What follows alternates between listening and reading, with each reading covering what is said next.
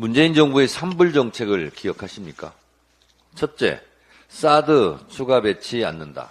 둘째, 미국의 미사일 방어 MD 체제에 들어가지 않는다. 셋째, 한미일 안보 협력을 군사 동맹으로 발전시키지 않는다.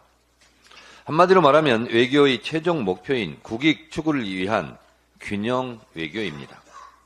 한국은 대외 의존성이 매우 높은 수출로 먹고 사는 나라입니다. 한국이 미국과 일본에 수출하는 총량이 중국에 수출하는 양의 절반 수준입니다. 정치는 미국, 경제는 중국입니다. 이것이 국익 외교이고 실리 외교입니다.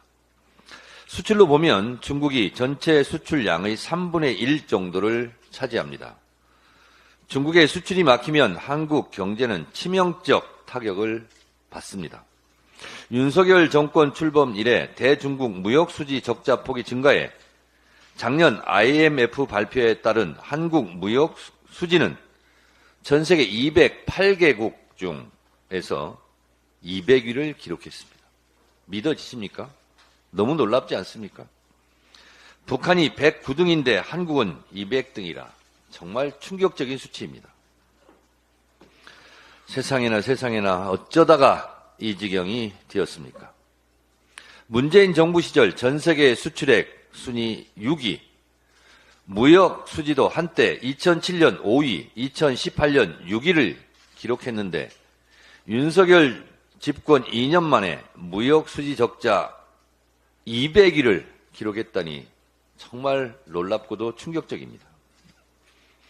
중국과의 무역 적자폭 증가가 주요 원인이 아니겠습니까? 산불 정책 중 사드 추가 배치 반대는 중국과의 추가 마찰을 피하기 위한 균형 외교 정책입니다.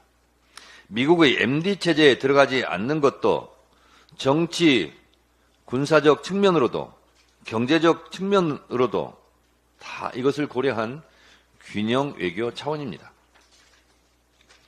한국 경제의 가장 큰 덩어리는 외교입니다.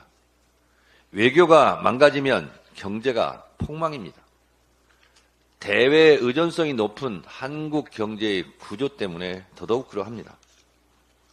아무리 한미 동맹이 중요하더라도 한미일 군사 동맹으로 발전시키지 않는다는 정책은 대한민국의 군사 주권 측면에서 자존심과 국익 그리고 국가 존립이 걸린 중대한 문제입니다.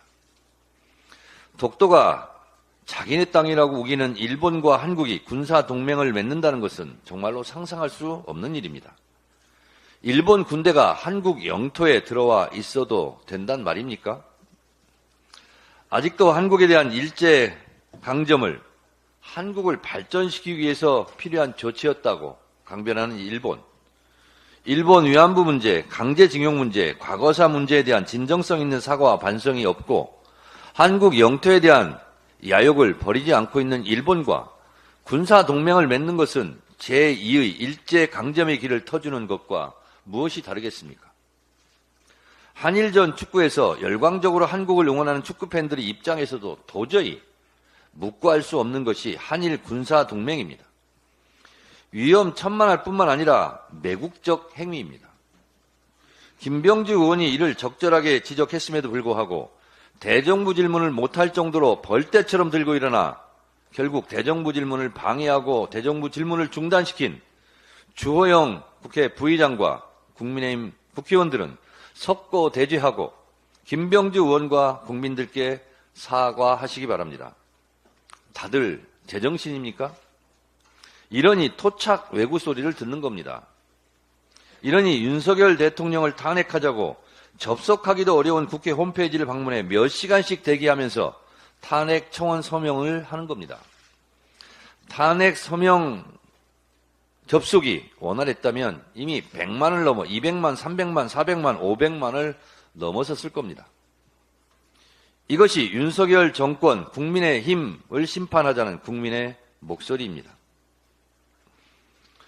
이제 윤석열 대통령 탄핵이라는 용어는 국민 스포츠가 되어가고 있습니다. 이것이 민심입니다. 그런데 말입니다. 02-800-7070 전화번호는 누구 겁니까? 누구 전화인데 그렇게 쉬쉬합니까? 혹시 그분 겁니까? 그것이 궁금합니다.